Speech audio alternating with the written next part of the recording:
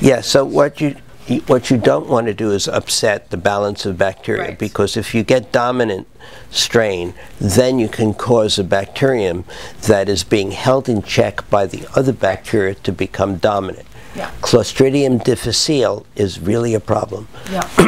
Yes. So I wanted to point out that one problem with using antibiotics on the farm Yeah.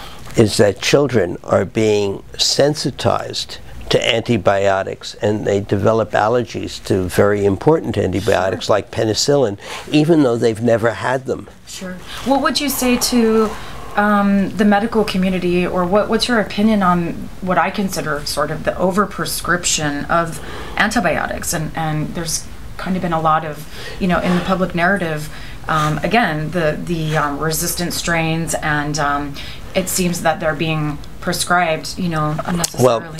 Well, I know a lot about that, partly through marriage, because my wife is chief of pediatric infectious disease here at Columbia, but was president of the Infectious Disease Society of America.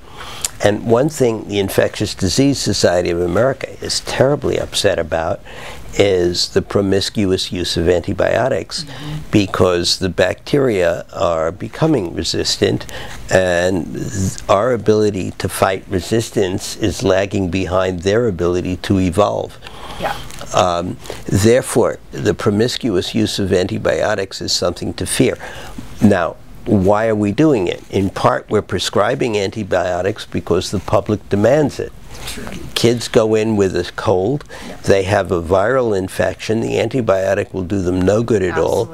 It can potentially do them harm, but mothers will not leave a doctor's office till they get a prescription. So they get antibiotics. So but that kind of use of antibiotics is as nothing compared to the veterinary use of it on a farm.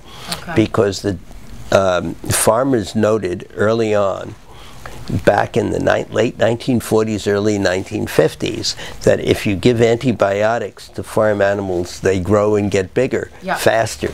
And it pays them to do it because they save all kinds of money on feed, time on the animals, and they get a bigger animal for their buck.